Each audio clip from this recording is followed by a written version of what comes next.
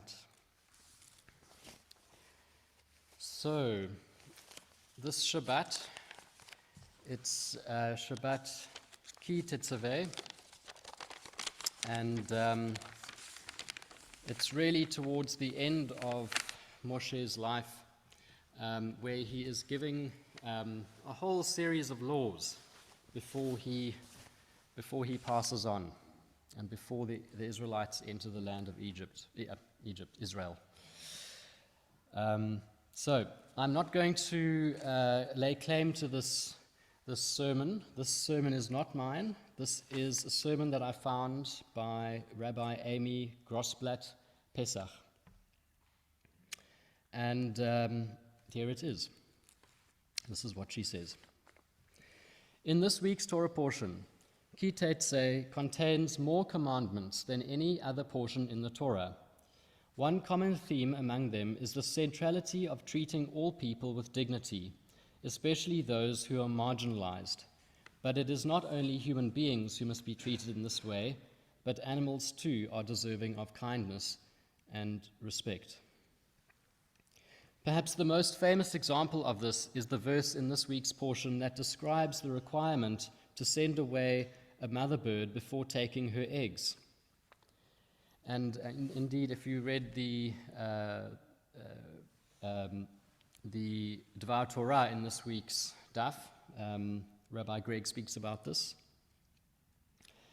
So according to Rashi, this is meant to spare her the pain of seeing her offspring taken away.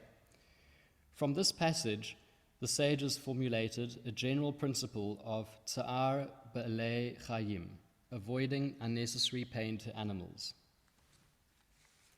Less well known is Deuteronomy 22, verse 4, which teaches this: if you see your fellow Israelite's donkey or ox fallen on the road, do not ignore it. You must raise it together. One can imagine the weight that an animal transporting goods would have to carry. If it has lost its balance and fell, the animal would not only be uncomfortable, but may be in danger of its life under the burden.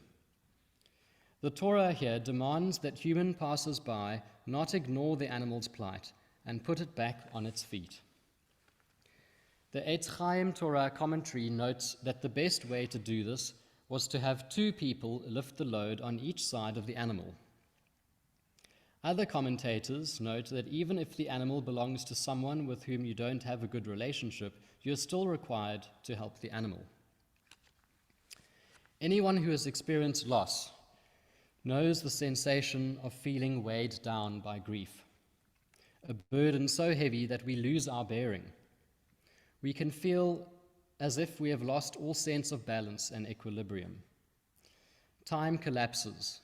Our sleep cycles can become erratic, days and nights melding into one another.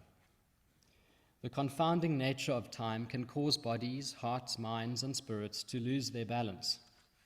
We may feel as if all we can do is stay on the ground, held down by an unimaginable load. But the message of Ki Tetzaveh may be that we aren't expected to pull ourselves up without help. We need others to help us stand and regain our balance. Just as the donkey needs help, ideally one person on each side, so too do we need others during the grief-filled times in our lives. This is why, following the death of a loved one, Jewish tradition instructs us to recite the mourner's Kaddish in the presence of a minyan, allowing others to support us and help us stand.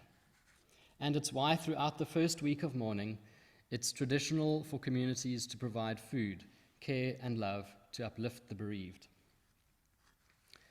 Unlike a fallen beast of burden, who continues to carry its burden after being returned to its feet, those experiencing grief may prefer not to carry the burden of loss at all, but to leave it on the ground and move forward without the heaviness. But fully unburdening ourselves of grief may not be the healthiest choice either. Instead of pushing the burden away, perhaps it can be reframed. Grief and love are sisters, woven together from the beginning, the writer and psychotherapist Francis Weller has written. Their kinship reminds us that there is no love that does not contain loss, and no loss that is not a reminder of the love we carry for what we have once held close. Grief never completely disappears. At birthdays, anniversaries, holidays, and other random moments, the heaviness of grief may descend. But it can lessen in weight, particularly if we link it with love. Grief and love, as Weller teaches, are inextricably linked. By carrying our burden, we also carry our love. Shabbat Shalom.